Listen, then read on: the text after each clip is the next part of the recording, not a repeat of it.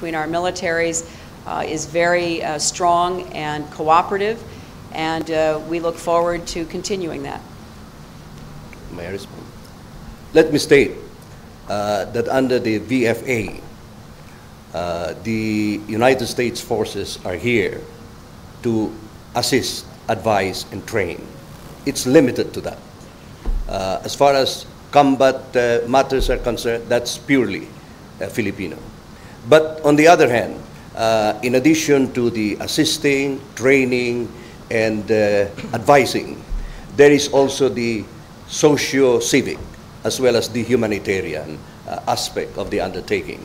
And the humanitarian aspect came out into the fore in the recent Quetzana and Parma, where U.S. Personnel were able to deploy not only personnel, I think there are about 2,600, but also equipment, helicopters, Sorjak boat, forklift, bulldozers, and all of these, and immediately assist our people. And let me say that in my particular city, the one who led in the first search and rescue were U.S. Navy personnel with their Sojak boat. So this is the other aspect.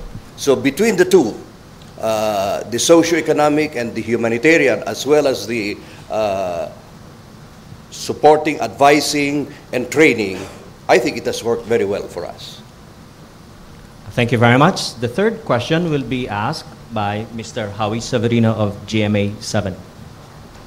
Madam Secretary, good afternoon. Welcome to the Philippines. Thank you.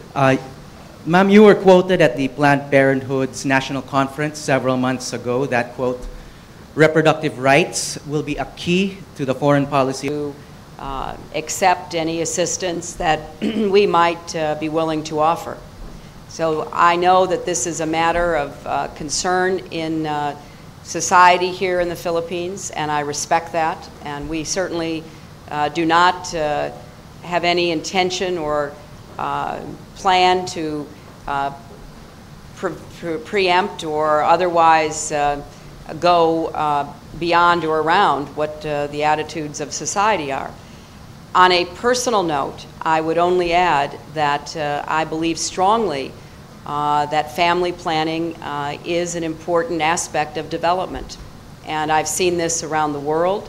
And I think empowering women to be able to make choices that are in the best interest of the children they already have and the family size that they desire increases educational outcomes, it increases income generation, it provides a much stronger basis for human development. And so the reason I said what I said, which you quoted from, is we have a lot of experience now that trying to empower and educate women so that they are able to make these decisions and they have access to family planning is not only a positive for the woman and her family, but for the larger society. And I think that is the other point that I would make. But again, I would reiterate all of these decisions are certainly up to the people and the government of the Philippines.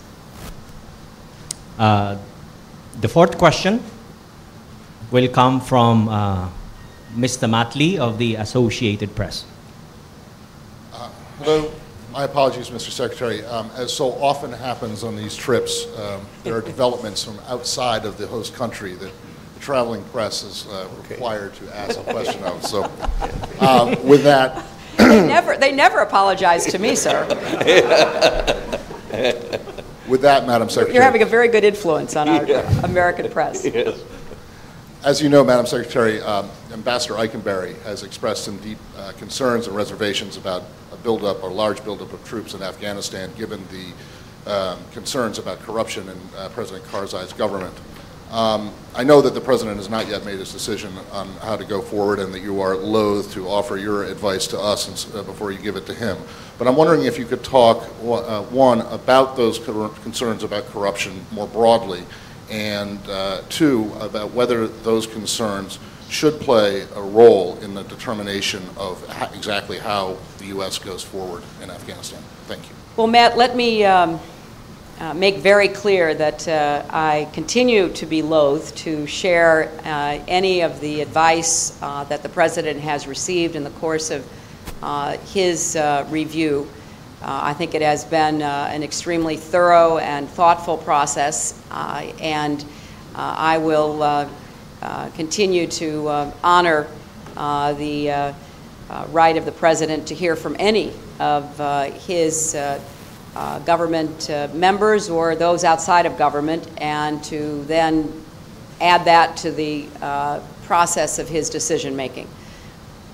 But on the separate question, with respect to corruption, lack of transparency, poor governance, absence of the rule of law, the concerns that have been expressed not only by the United States but by others, including Prime Minister Gordon Brown and many of our allies, are ones that I share. The government of Afghanistan has to accept greater responsibility for its own defense by participating in the training and deployment of an effective, professional security force.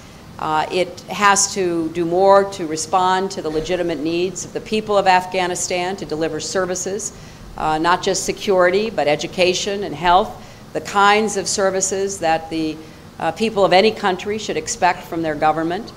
And we're looking to President Karzai, as he forms a new government, to take action that will demonstrate, not to the international community, but first and foremost to his own people, that his second term will respond to the needs that are so manifest. And I think that the corruption issue really goes to the heart of whether the people of Afghanistan feel that the government is on their side, is working for them. Corruption is corrosive in any society.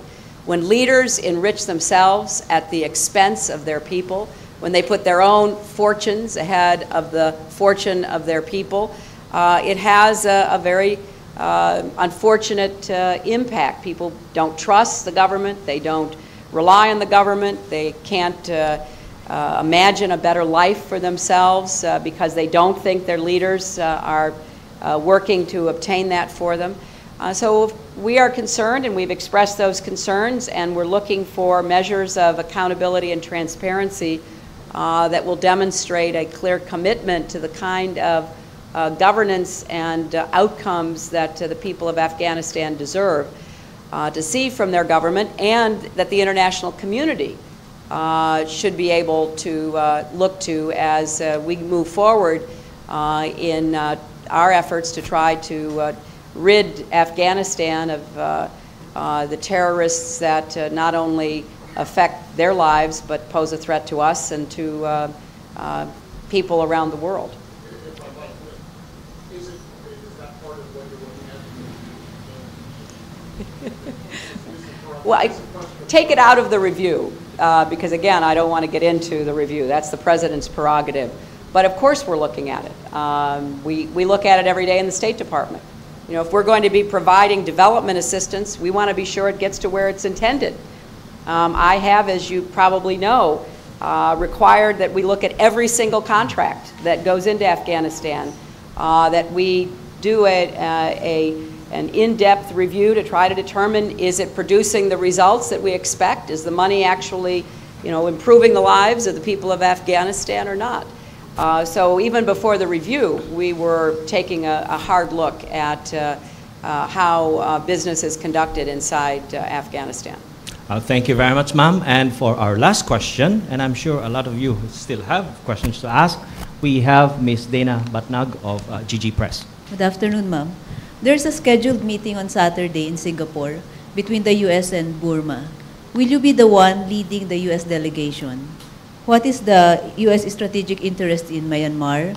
And is the participation of Aung San Suu Kyi in the elections next year necessary to make it credible? Well, first of all, there is not a meeting. There may very well be the opportunity for our leaders, including myself, including the President, to meet the leaders of Burma, something that we have not done before. But we just recently concluded a very successful visit by Assistant Secretary Kurt Campbell and Deputy